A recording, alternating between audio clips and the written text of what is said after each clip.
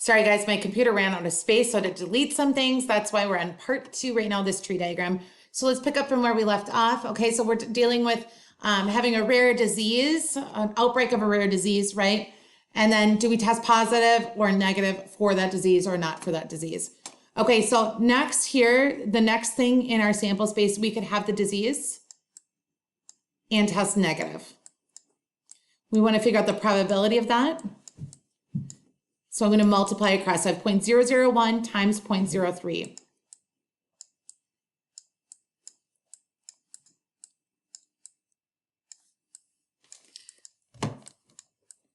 When I take 0.001 and I multiply that times 0.03,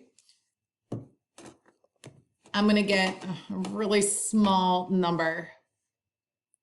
0.00003. Okay.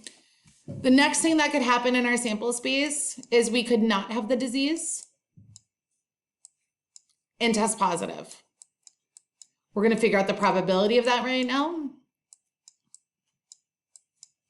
We're going to take 0.999 times 0.05.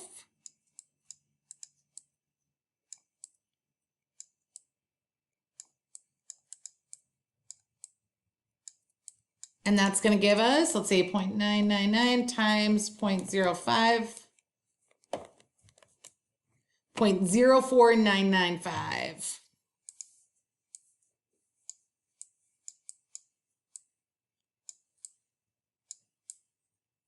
And then finally, we have the probability that we don't have the disease and we test negative. And that's going to be 0.999, forgive me, I'm using my mouse, times 0.95.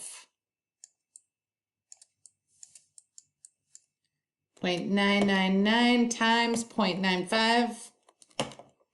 And that gives me 0.94905.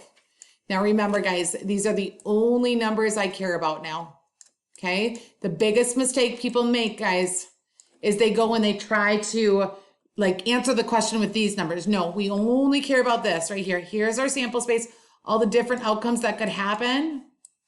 And then we have the probability distribution. So the probability of those different outcomes happening. Okay, now we're ready to actually answer the question. Given that a person has tested positive for the disease, what is the probability the person actually has the disease?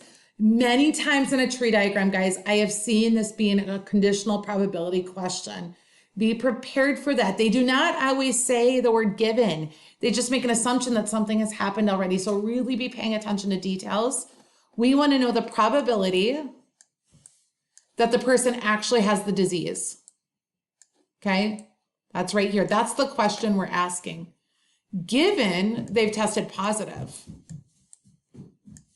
Okay, remember now, guys, remember in the denominator, we're going to find the ways that we can test positive because we think of this as a fraction bar. And then to the right of it is what goes in our denominator. So any way that we can test positive, we're going to put that in the denominator. And then in the numerator, it's both. It has to be having the disease and testing positive. Okay. Well, let's think about the denominator right now. I'm going to get my highlighter. Where on here can I test positive? I can test positive here on having the disease and testing positive, or I can test positive here, not having the disease and testing positive. Here or here means I need to add those two numbers up.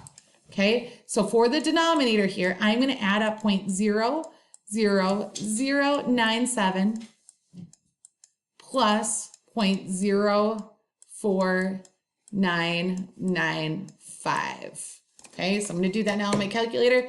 0.04995 plus 0.00097, and I get 0.05092.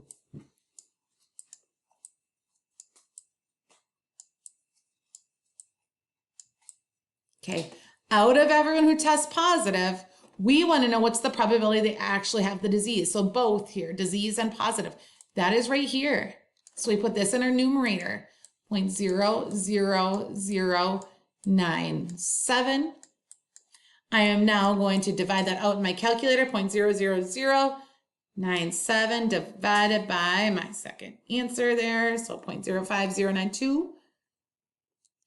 And I get 0.01905.